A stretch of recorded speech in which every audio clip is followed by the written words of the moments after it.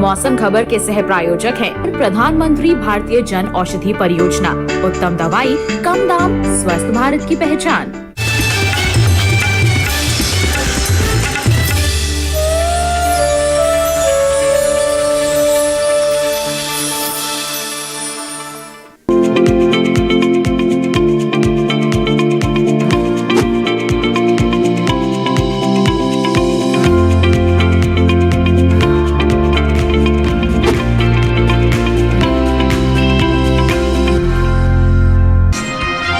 बंगाल के दक्षिण पश्चिम खाड़ी के पास बना कम दबाव का क्षेत्र, तेज हवाओं के चलते मछुआरों को समुद्र में न जाने की सलाह। तमिलनाडु और आंध्र प्रदेश के तटों पर बहुत भारी बारिश का अलर्ट। केरल में ज्यादातर जगह बरसेंगे बादल। देश में ज्यादातर जगह स्थिर रहेगा तापमान। मध्य प्रदेश में शुक्रवार के बाद तापमान में 2 से 3 डिग्री की आ सकती है गिरावट। नमस्कार, आप देख रहे हैं दूरदर्शन किसान मौसम खबर में आप सभी का स्वागत है। मैं हूं आपके साथ ज्योत्सना टंडन। मौसम खबर में जानेंगे आगे आने वाले दिनों में कहां होगी बारिश, कहां रहेगा मौसम साफ, कैसी रहेगी तापमान की स्थिति, साथ ही किसानों के लिए कृषि सलाह भी। शुरुआत करते हैं आज की खास खबरों के साथ। उत्तरी तटीय तमिलनाडु और उत्तरी आंतरिक तमिलनाडु में भारी बारिश का अलर्ट। तटीय आंध्र प्रदेश और रायलसीमा के कुछ हिस्सों में जोरदार बरसात का अनुमान। 2 दिन दक्षिणी आंतरिक कर्नाटक में तेज हवाओं के साथ होगी मूसलाधार वर्षा। तटीय कर्नाटक में शुक्रवार को हो सकती है तेज बरसात। केरल में 2 दिन कहीं कहीं तेज हवाओं के साथ भारी बारिश का अंदेशा। अंडमान निकोबार द्वीप समूह में 2 दिन चल सकती हैं तेज हवाएं। बंगाल के दक्षिण पश्चिम और पश्चिम मध्य खाड़ी के पास काफी तेज हवाएं चलने की संभावना। यहां 65 किलोमीटर प्रति घंटा जा सकती है हवाओं की रफ्तार। दक्षिणी आंध्र प्रदेश के तटों पर भी इसी तरह की तेज हवाएं संभव। 2 दिन तमिलनाडु और पुडुचेरी के तटों पर भी मछुआरों को न जाने की दी जाती है सलाह।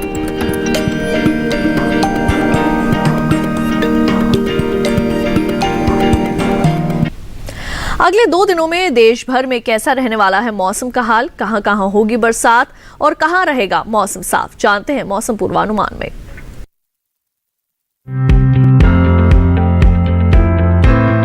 मौसम विभाग के मुताबिक अगले 2 दिन दक्षिण भारत के कई राज्यों में बारिश का अनुमान है। यहाँ के तटीय आंध्र प्रदेश में अगले 2 दिन ज्यादातर जगह बारिश के आसार हैं। तेलंगाना में कुछ जगह तो रायलसीमा के कई हिस्सों में बरसात होगी। तमिलनाडु, पुडुचेरी और कराईकल में गुरुवार को ज्यादातर जगह तो शुक्रवार को कई स्थानों पर बादल बरसेंगे। तटीय कर्नाटक में गुरुवार को कुछ जगह और शुक्रवार को कई जगह वर्षा संभव है। वहीं दक्षिणी आंतरिक कर्नाटक में 2 दिन कई स्थानों पर पानी बरसेगा, जबकि उत्तरी आंतरिक कर्नाटक में कहीं कहीं बादल बरस सकते हैं। 2 दिन केरल के अधिकतर इलाकों में बरसात का अनुमान है। लक्षद्वीप में 2 दिन कई जगह तो अंडमान निकोबार द्वीप समूह में गुरुवार को कई जगह और शुक्रवार को ज्यादातर जगहों पर बारिश होगी। वहीं दूसरी तरफ पूर्वोत्तर भारत के नागालैंड, मणिपुर, मिजोरम और त्रिपुरा में 2 दिन अलग अलग स्थानों पर पानी बरस सकता है। हालांकि अरुणाचल प्रदेश, असम और मेघालय में 2 दिन मौसम साफ रहने की उम्मीद है। पूर्वी भारत के गांगे पश्चिम बंगाल, उप हिमालय पश्चिम बंगाल और सिक्किम में शुक्रवार को छिटपुट जगहों पर बारिश की संभावना है। साथ ही ओडिशा के कुछ इलाकों में 2 दिन बरसात हो सकती है। झारखंड और बिहार में अगले 2 दिन बारिश का अनुमान नहीं है। उत्तर भारत की बात करें तो यहाँ के पहाड़ी राज्यों में जम्मू कश्मीर, लद्दाख, हिमाचल प्रदेश और उत्तराखंड में अगले 2 दिन मौसम साफ रहने की उम्मीद है। उत्तर के मैदानी राज्यों पंजाब, हरियाणा, दिल्ली, उत्तर प्रदेश, राजस्थान में भी 2 दिन मौसम साफ रहेगा। मध्य भारत के मध्य प्रदेश में 2 दिन बरसात नहीं होगी। छत्तीसगढ़ में शुक्रवार को इक्का दुक्का जगह वर्षा संभव है। शुक्रवार को मध्य महाराष्ट्र के कुछ हिस्सों में भी बादल बरस सकते हैं। वहीं मराठवाड़ा में भी केवल शुक्रवार को गिने चुने स्थानों पर पानी बरसने की संभावना है। विदर्भ में 2 दिन बारिश का अनुमान नहीं है। 2 दिन पश्चिमी भारत के गुजरात और सौराष्ट्र कच्छ में मौसम साफ रहेगा, लेकिन कोंकण और गोवा में इक्का दुक्का जगह वर्षा हो सकती है। तो ये थी मौसम पूर्वानुमान की विस्तार से जानकारी। अब आइए बढ़ते हैं आगे, एक नजर डाल लेते हैं पिछले 24 घंटों के दौरान हुई बरसात पर। पिछले 24 घंटों के दौरान अंडमान निकोबार द्वीप समूह में ज्यादातर जगह बारिश हुई। लक्षद्वीप में कहीं कहीं बादल बरसे। केरल के कुछ हिस्सों में गरज के साथ वर्षा हुई। तमिलनाडु, पुडुचेरी, कराईकल के अधिकतर इलाकों में हल्की से मध्यम और कुछ जगह भारी वर्षा हुई। तटीय आंध्र प्रदेश और रायलसीमा में कुछ स्थानों पर पानी बरसा। दक्षिणी आंतरिक कर्नाटक में इक्का दुक्का जगह बादल बरसे। और अब आइए बात कर लेते हैं तापमान की स्थिति की। सबसे पहले जान लेते हैं कैसा रहा अधिकतम तापमान। नागालैंड, मणिपुर, मिजोरम और त्रिपुरा में अलग अलग स्थानों पर अधिकतम पारा सामान्य से 1.5 से 3 डिग्री ऊपर रहा। असम और मेघालय में कुछ जगह अधिकतम तापमान सामान्य के मुकाबले 1.5 से 3 डिग्री ज्यादा आंका गया। पश्चिम बंगाल और सिक्किम में भी कहीं कहीं अधिकतम पारा सामान्य से 1.5 से 3 डिग्री ऊपर रहा। इसके विपरीत केरल के कुछ भागों में अधिकतम तापमान सामान्य की तुलना में 3 से 5 डिग्री नीचे आया है। पूर्वी मध्य प्रदेश में इक्का दुक्का जगह अधिकतम पारा सामान्य से 3 से 5 डिग्री नीचे आंका गया। बात करें पश्चिमी मध्य प्रदेश और पूर्वी उत्तर प्रदेश की, तो यहाँ के कुछ इलाकों में अधिकतम तापमान सामान्य के मुकाबले 1.5 से 3 डिग्री कम रहा। बिहार के कुछ हिस्सों में भी अधिकतम पारा सामान्य के मुकाबले इसी तरह का देखने को मिला। इसी बीच देश में सबसे ज्यादा तापमान सौराष्ट्र और कच्छ के भुज में 37 डिग्री सेल्सियस रिकॉर्ड किया गया। और अब आइए जायजा ले लेते हैं न्यूनतम तापमान की स्थिति का। राजस्थान के कुछ इलाकों में न्यूनतम तापमान सामान्य के मुकाबले 1.5 से 3 डिग्री ज्यादा रहा। सौराष्ट्र और कच्छ में भी कहीं कहीं न्यूनतम पारा सामान्य की तुलना में 1.5 से 3 डिग्री अधिक रहा, जबकि विदर्भ में कई जगह न्यूनतम पारा 3 से 5 डिग्री कम आंका गया। मध्य महाराष्ट्र और मराठवाड़ा में कुछ स्थानों पर न्यूनतम तापमान में 3 से 5 डिग्री तक की कमी देखने को मिली। तेलंगाना, तमिलनाडु, पुडुचेरी और कराईकल में छिटपुट जगहों पर न्यूनतम तापमान 3 से 5 डिग्री कम रहा। इसके साथ ही ओडिशा के कुछ हिस्सों में भी न्यूनतम तापमान में 3 से 5 डिग्री तक की गिरावट आई है। आपको बता दें कि मध्य प्रदेश, उत्तर प्रदेश और बिहार में कहीं कहीं न्यूनतम तापमान सामान्य की तुलना में 1.5 से 3 डिग्री कम आंका गया है। देश के मैदानी इलाकों में सबसे कम तापमान पूर्वी राजस्थान के सीकर और मध्य प्रदेश के मंडला में देखने को मिला। सीकर और मंडला में पारा 10 डिग्री सेल्सियस रिकॉर्ड किया गया। बुलेटिन में फिलहाल वक्त हो चला है एक छोटे से ब्रेक का। ब्रेक के बाद जानेंगे कैसे करें आलू की खेती। देखते रहिए दूरदर्शन किसान।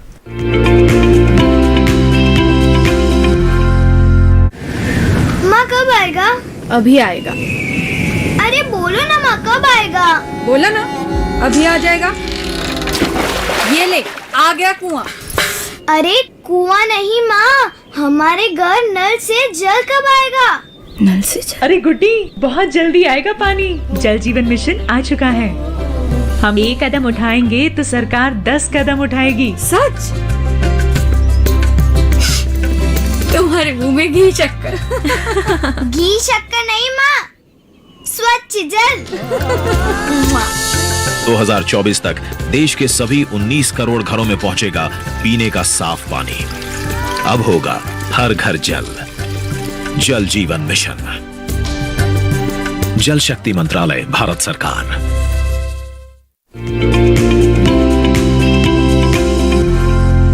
ब्रेक के बाद एक बार फिर आप सभी का स्वागत है मौसम खबर में। आइए बढ़ते हैं आगे, बात करते हैं खेती किसानी की।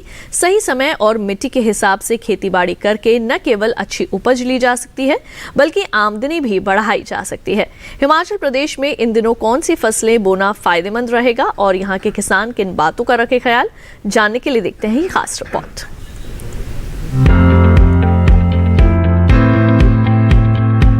हिमाचल प्रदेश के पहाड़ी हिस्सों में बागानों में साफ सफाई का काम करें। अब पतझड़ का मौसम आने वाला है, उससे पहले सेब के पौधों पर 5% यूरिया का छिड़काव करें ताकि पौधों को आगे के लिए ऊर्जा और अच्छा विकास मिल सके। आड़ू के टूटे तनों से बहते गोंद को रोकने के लिए बोर्डो लेप लगाएं ताकि क्षतिग्रस्त तनों में घुन या नासूर रोग लगने का खतरा ना हो। क्षतिग्रस्त तनों की देखभाल ना की जाए तो कैंकर रोग हो सकता है। इससे बचाव के लिए विशेषज्ञ की सलाह लेकर दवा का छिड़काव करें। कीवी के बागानों की सफाई का काम करते रहें और थावलों को खरपतवार मुक्त रखें। हिमाचल के मध्य पहाड़ी क्षेत्र में पके हुए सेब की तुड़ाई समय पर करने के बाद फलों की गुणवत्ता के अनुसार उन्हें छांट लें। अच्छी क्वालिटी के फल की अलग और कम गुणवत्ता वाले फलों की अलग पैकिंग करें। सेब के बागानों में अल्टरनेरिया पत्ती में झुलसा और फफूंद रोग की निगरानी करते रहें। हिमाचल के ऊपरी पहाड़ी क्षेत्र में सेब को पपड़ी रोग से बचाने के लिए विशेषज्ञ की सलाह से दवा छिड़के। चाय के बागानों में 8 से 10 दिन के अंतराल से पत्तियों की तुड़ाई करें। छायादार और ज्यादा नमी वाले हिस्सों में चाय की पत्तियों पर ब्लिस्टर ब्लाइट रोग लगने का खतरा है। हिमाचल प्रदेश में इन दिनों सब्जियों में हल्की सिंचाई करें। हिमाचल प्रदेश में इन दिनों मटर, मूली, गाजर, पालक, मेथी और शलजम की बुआई करते रहे। रबी की फसल बोने से पहले खेत की अच्छे से सफाई करें। इन दिनों हिमाचल के मध्य पहाड़ी क्षेत्र में चाइनीज गोभी, सलाद पत्ता और ब्रोकली बोना फायदेमंद रहेगा। हिमाचल प्रदेश में सरसों, गोभी, अलसी, मसूर, चना, अगेती गेहूं भी बो सकते हैं।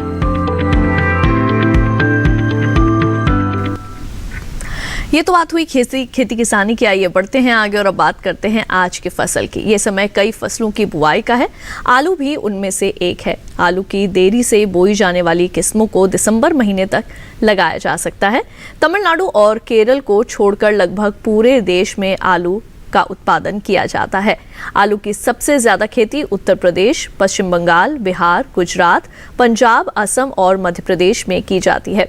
आलू की पैदावार में उत्तर प्रदेश नंबर 1 पर है। आलू की बुआई कैसे करें, जानने के लिए देखते हैं ये रिपोर्ट। आलू की अगेती फसल बोने का समय निकल चुका है। आलू की मुख्य फसल की बुआई भी की जा चुकी है, लेकिन आलू की देरी से बोई जाने वाली किस्मों को दिसंबर के आखिरी तक लगाया जा सकता है। आलू की बुआई करते समय किसान के लिए कुछ महत्वपूर्ण बातों का ध्यान रखना जरूरी हो जाता है। सबसे जरूरी बात ये है कि बीज खरीदते समय सावधानी बरतें। बीज हमेशा विश्वसनीय जगह से ही खरीदें और बीज कंदों को छाया में सुखाकर ही बुआई करें। ध्यान रखें कि बोते समय कतार से कतार की दूरी 60 सेंटीमीटर और कंद से कंद की दूरी बीज के आकार के अनुसार हो। उदाहरण के लिए 20 ग्राम भार वाले कंदों की दूरी 15 सेंटीमीटर, 40 ग्राम वाले की 20 सेंटीमीटर, 60 ग्राम वालों की 30 सेंटीमीटर और 80 ग्राम वाले कंदों की दूरी 40 सेंटीमीटर होनी चाहिए। मेड़ों में 8 से 10 सेंटीमीटर की गहराई में बुआई करें। अच्छी फसल लेने के लिए फसल में 7 से 10 बार सिंचाई जरूर करें। पहली सिंचाई बुआई के 10 से 12 दिन बाद अंकुरण से पहले और दूसरी सिंचाई बुआई के 20 से 22 दिन बाद करें। अंतिम सिंचाई खुदाई से 10 दिन पहले करें। बुआई करने से पहले आप अपने खेतों की मिट्टी की जांच भी जरूर करा लें। आलू की बुआई के लिए 1 हेक्टेयर में 180 किलो नाइट्रोजन, 60 किलो फास्फोरस और 100 किलो पोटाश की जरूरत होती है। जब पौध की ऊंचाई 8 से 10 सेंटीमीटर की हो जाए तो खुरपी की मदद से खरपतवार को साफ करते रहें। आलू में झुलसा रोग होने का खतरा बना रहता है। ये रोग पत्ती, डंठल और कंद सब पर लगता है। झुलसा रोग होने पर पत्तियों पर हल्के पीले धब्बे दिखाई देने लगते हैं। ध्यान रहे कि फसल में किसी भी तरह का छिड़काव करने से पहले कृषि विशेषज्ञों की सलाह जरूर लें। आप अपने नजदीकी कृषि विज्ञान केंद्रों से भी खेती से जुड़ी जानकारी ले सकते हैं। और अब आइए मौसम खबर में बढ़ते हैं आगे। आपको मौसम के अनुसार खेती की कुछ खास बातें बता दें। उत्तराखंड के पहाड़ी क्षेत्र में जौ और मसूर की बुआई जारी रखें किसान। यहाँ के किसान गेहूं और सरसों की बुआई भी करते रहें।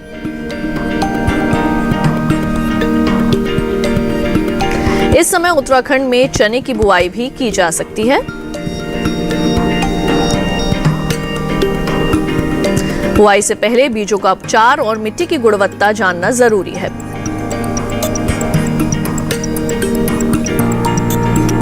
सरसों की बुआई के समय पौधों के बीच की दूरी का ध्यान रखें। ज्यादा घनी सरसों हो जाए तो उसके कमजोर पौधों को उखाड़ सकते हैं। उत्तराखंड में आलू की फसल को ठंड से बचाने के लिए हल्की सिंचाई करें। आलू के खेत में मल्चिंग भी कर सकते हैं।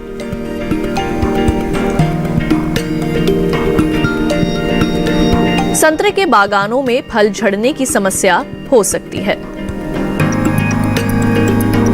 संतरे के पौधों में जरूरी उर्वरक का छिड़काव करें।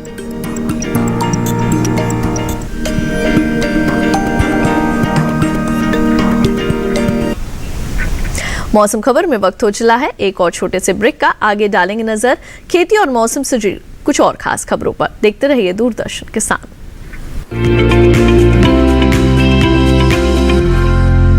जल्दी करो यार, प्लीज जल्दी। दूसरा कोई मैच है क्या?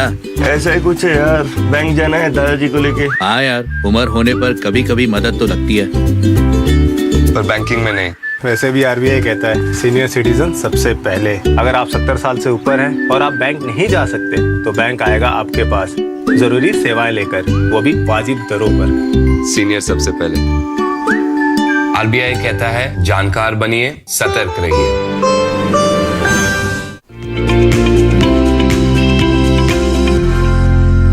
ब्रेक के बाद एक बार फिर आप सभी का स्वागत है मौसम खबर में। आइए बढ़ते हैं आगे, आपको मौसम के लिहाज से खेती की कुछ और विशेष बातें बता दें।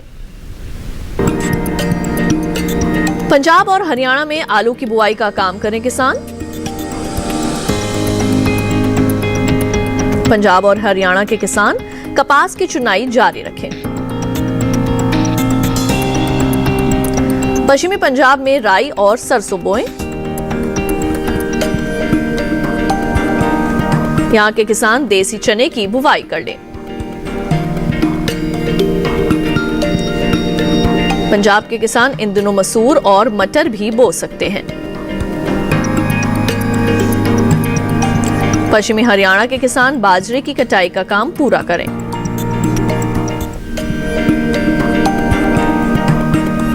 हरियाणा में सरसों की बुआई का समय है। यहां किसान चने की बुआई भी कर सकते हैं। बुलेटिन में एक बार फिर से नजर डाल लेते हैं मौसम की कुछ अहम झलकियों पर। उत्तरी तटीय तमिलनाडु और उत्तरी आंतरिक तमिलनाडु में भारी बारिश का अलर्ट। तटीय आंध्र प्रदेश और रायलसीमा के कुछ हिस्सों में जोरदार बरसात का अनुमान। 2 दिन दक्षिणी आंतरिक कर्नाटक में तेज हवाओं के साथ होगी मूसलाधार वर्षा। तटीय कर्नाटक में शुक्रवार को हो सकती है तेज बरसात। केरल में 2 दिन कहीं कहीं तेज हवाओं के साथ भारी बारिश का अंदेशा। अंडमान निकोबार द्वीप समूह में 2 दिन चल सकती हैं तेज हवाएं। बंगाल की दक्षिण पश्चिम और पश्चिम मध्य खाड़ी के पास चलेंगी काफी तेज हवाएं। यहां 65 किलोमीटर प्रति घंटा जा सकती है हवाओं की रफ्तार। दक्षिणी आंध्र प्रदेश के तटों पर भी इसी तरह की तेज हवाएं चलना संभव। तमिलनाडु और पुडुचेरी में 2 दिन तटों पर मछुआरों को न जाने की दी जाती है सलाह। और अब चलते चलते एक नजर अगले 4 दिनों के लिए 9 शहरों के तापमान पर।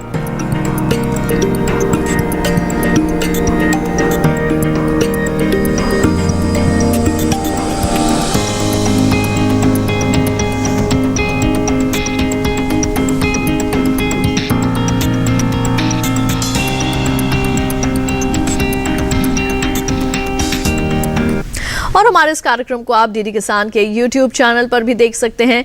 टीवी स्क्रीन पर दिखाए जा रहे QR कोड को स्कैन कीजिए और जानिए मौसम का हाल मौसम खबर के साथ। और आज के बुलेटिन में बस इतना ही। उम्मीद है मौसम खबर से आप सभी को मदद मिल रही होगी। मौसम का ताजा हाल और कृषि सलाह लेकर फिर होंगे हाजिर। आप देखते रहिए दूरदर्शन किसान। मुझे दीजिए इजाजत, नमस्कार।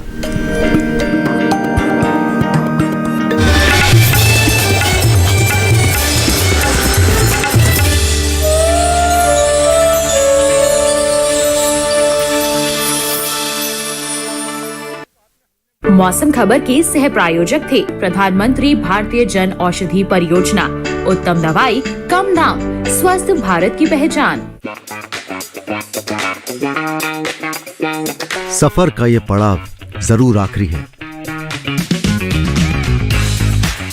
पर थोड़े लम्हों का एहसास अब भी बाकी है।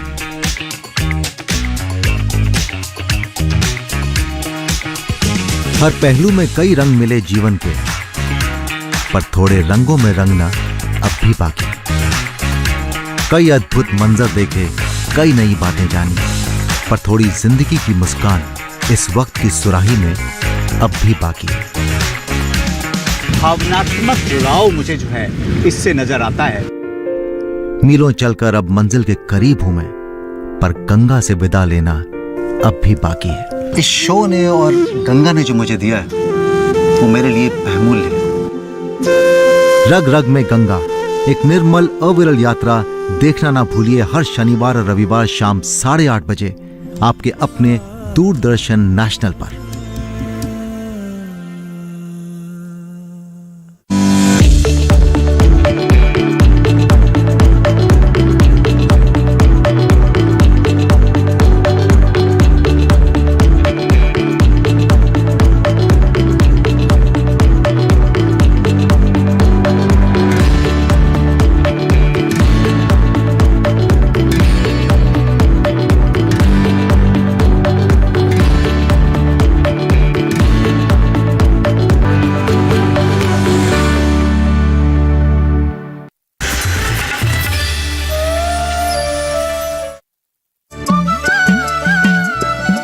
बेड़ियों को तोड़ती, रूढ़ियों को छोड़ती, सशक्तिकरण को ओढ़ती महिलाएं, समाज में भरते प्राण, युवा अरमान, ग्रामीण धरती के कोने कोने में आई एक नई पहचान, पिछड़ी व्यवस्था को चीरकर देती नई उड़ान, पूर्वोत्तर में सरकारी प्रयासों के विकास की नवधारा।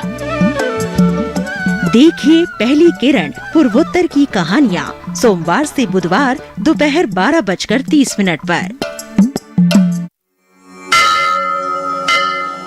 अपने भारत की अनोखी संस्कृति में प्रकृति से प्रेम, श्रद्धा, आस्था ऐसे आत्मसात हैं मानो शरीर में आत्मा।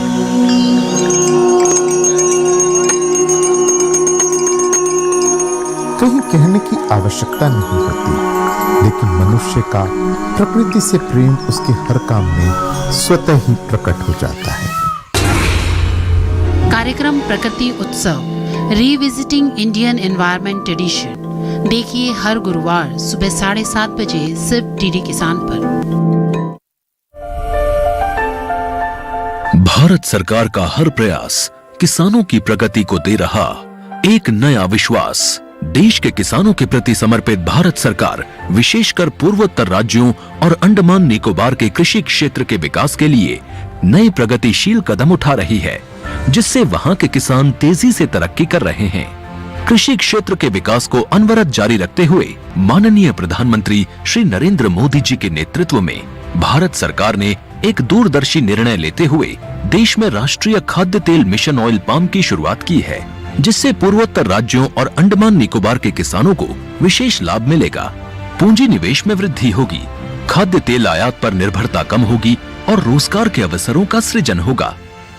खाने के तेल में आत्मनिर्भरता के लिए अब राष्ट्रीय खाद्य तेल मिशन ऑयल पाम का संकल्प लिया गया है। नॉर्थ ईस्ट और अंडमान निकोबार द्वीप समूह ये वो क्षेत्र हैं जहां आसानी से पाम की खेती हो सकती है, पाम ऑयल का उत्पादन हो सकता है। इस मिशन के अंतर्गत ऑयल पाम का रकबा और पैदावार बढ़ाने पर जोर देने के लिए सरकार ने 11,000 करोड़ रुपए से अधिक की सहायता राशि निर्धारित की है। मिशन के तहत सरकार ने ऑयल पाम की खेती के लिए रोपण आदि की सहायता में बढ़ोतरी करते हुए पहले मिलने वाले 12,000 रुपए प्रति हेक्टेयर को बढ़ाकर 29,000 रुपए प्रति हेक्टेयर तक कर दिया है। पौधारोपण सामग्री की कमी दूर करने के लिए बीजों की पैदावार करने वाले बागों को भी सहायता दी जाएगी, जिसके तहत प्रति 15 हेक्टेयर क्षेत्रफल के ऑयल पाम उद्यान के लिए 1 करोड़ और नर्सरी विकास के लिए 50 लाख रुपए का प्रावधान है। 30 वर्ष की आयु के पुराने बगीचों के पुनरुद्धार के लिए 250 रुपए प्रति पौधा का एक मुश्त अनुदान दिया जाएगा।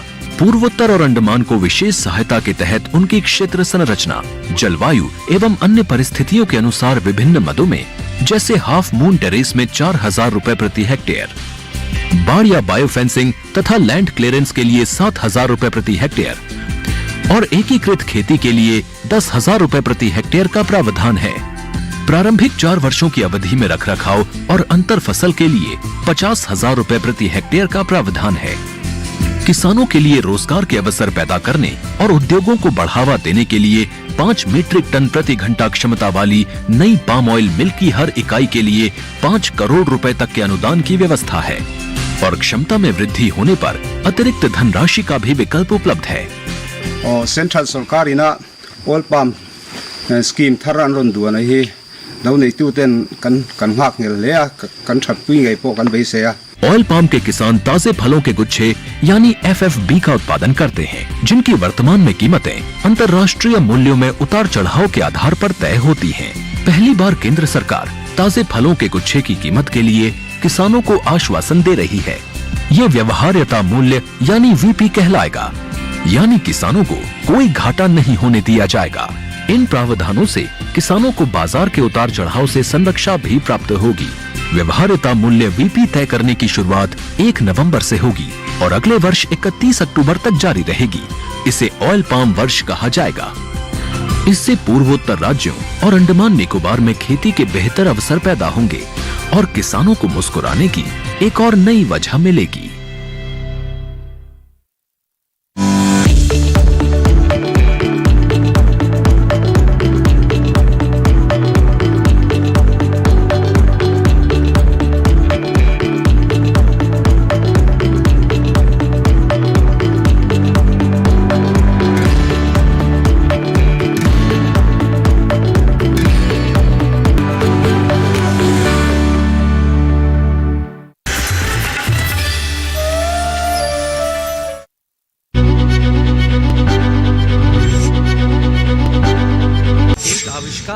जिससे बदल जाएगा फलों का रखरखाव। आपके किचन में वो फलों को सड़ने से बचाएगा। वो फार्मूला जो किसानों को होने वाले नुकसान से बचाएगा। वो आविष्कार है सुपर गार्ड।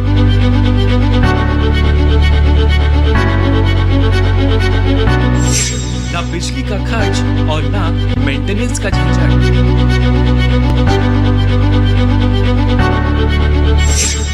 देखिए फलों का सुपर गार्ड नए भारत के नए किसान में शनिवार रात 8 बजे सिर्फ दूरदर्शन किसान पर। शिलोंग हॉलिडे होम सिर्फ एक बिजनेस ही नहीं बल्कि एक फैमिली भी है। हम सब एक फैमिली की तरह रहते हैं, understand? Shillong holiday home, Shillong holiday home. इस वक्त मुझे ना बहुत घबराहट सी हो रही है। ऐसा लग रहा है कि बस ये सब कुछ खत्म होने वाला है। Shillong holiday home, Shillong holiday home.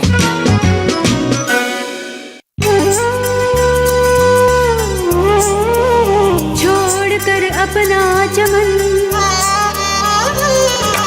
छोड़कर अपना चमन, रोशन किया उजड़ा गुलशन, अपने परायों में करती रही गर्दिश, दूजे के हक के वास्ते लड़ती है ये नरगिस, लड़ती है ये नरगिस। बाबा बरगद पूरा वही मिनतिया, बिनतिया